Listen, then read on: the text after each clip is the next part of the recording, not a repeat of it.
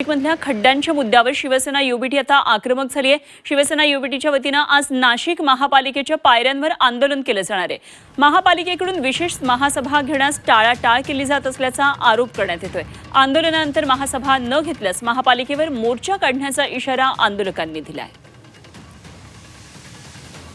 म्हणजे आपण शहरामध्ये अजून किती बळी जाण्याची वाट बघणार आहात, म्हणून आम्ही उद्याचं आंदोलन ठेवलं आहे। यांनी जर महासभेची तारीख डिक्लेअर केली नाही तर लवकरच शिवसेना उद्धव बाळासाहेब ठाकरे पक्षाच्या वतीने राजीव गांधी भवन महानगरपालिकेच्या कार्यालयावरती भव्य असा नागरिकांच्या वतीने मोर्चा काढण्यात येईल। उद्या नेमकं आपण आंदोलन ठेवलं, या आंदोलनाचं स्वरूप काय आहे? या आंदोलनाचं स्वरूप हेच आहे की या प्रशासनाला आणि महापौर आणि आयुक्तांना जाग आली पाहिजे। तर नाशिकमधली परिस्थिती जाणून घेऊया। आमचे प्रतिनिधी सागर गायकवाड आपल्याबरोबर जोडले गेलेले आहेत नाशिकमधून। सागर, एकंदरीतच खड्डे नाशिकच्या रस्त्यांवर प्रचंड प्रमाणात पडलेत। झी24 तासवर आपण सातत्याने ह्या बातम्या लावून धरलेल्या आहेतच। आता आणखी एका तरुणाचा मृत्यू झाल्याचं कळतं आहे। युबीटीने आता हा मुद्दा हाती घेतलेला आहे। आज मोर्चा काढण्याचं सुद्धा नियोजन आहे जर महासभा घेतली नाही तर। काय नेमकी सगळी परिस्थिती आहे नाशिकमधल्या रस्त्यांची?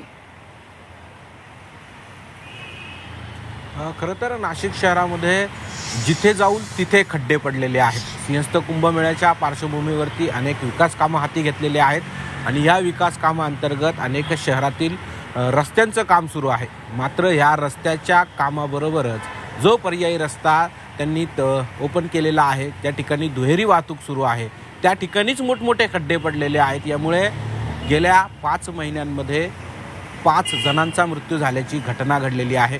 यामध्ये पुन्हा एकदा काल दुपारच्या सुमारास एका नागरिकाचा, ज्याचा अमृतकर म्हणून नाव आहे, त्यांचा हा कोतकर म्हणून नाव आहे, त्यांचा हा मृत्यू झाल्याचं समोर आलेला आहे।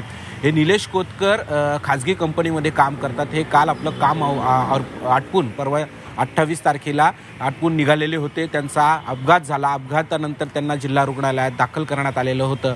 त्यानंतर त्यांचा उपचारादरम्यान मृत्यू झाल्याचं समजतं। खरं तर शहरामध्ये अनेक ठिकाणी खड्डे पडलेले आहेत आणि खड्ड्यां पडल्यामुळे सध्या आता राजकारण देखील तापताना पाहायला मिळतं आहे। कारण जरी सत्ताधारी याबाबत प्रश्नांची उत्तरं देत असले तरी सत्तेत असलेले शिवसैनिक देखील यामध्ये उतरताना पाहायला मिळत आहेत, त्या खड्ड्यांच्या विरोधात उतरताना पाहायला मिळत आहेत आणि उभाटा देखील आता यामध्ये आक्रमक होताना पाहायला मिळते आहेत। आज याबद्दल राजीव गांधी भवन म्हणजे नाशिक महानगरपालिकेच्या वरती मोठ्या प्रमाणात आंदोलन करण्यात येणार आहे। मात्र असं असलं तरी नाशिक शहरांमधल्या खड्ड्यांचा प्रश्न अजून देखील उपस्थित झालेला आहे। त्यानंतर या खड्ड्यांवरती नागरिक आक्रमक होताना पाहायला मिळत आहेत, रस्त्यावरती उतरताना पाहायला मिळत आहेत। मात्र कुंभमेळा मंत्री गिरीश महाजन देखील नाशिकमध्ये दौऱ्यावर असताना त्यांना देखील याबाबतचे प्रश्न विचारले असतात। ते देखील मी नाशिककरांची माफी मागतो, आम्हाला सांभाळून घ्या, याला काही दिवसांमध्ये लवकरात लवकर कामं होतील असे म्हणत असताना देखील शहरातले अपघात थांबायला तयार नाहीये, शहरातले मृत्यू थांबायला तयार नाही। याला जबाबदार कोण असे देखील प्रश्न नाशिककर विचारतात। खरंय, ठीक। सागर, जरूर आंदोलनावर लक्ष ठेवून राहा। वेळोवेळी माहिती जाणून घेत राहा। तुर्तास धन्यवाद। सागर गायकवाड आमचे नाशिकमधले प्रतिनिधी आपल्याबरोबर।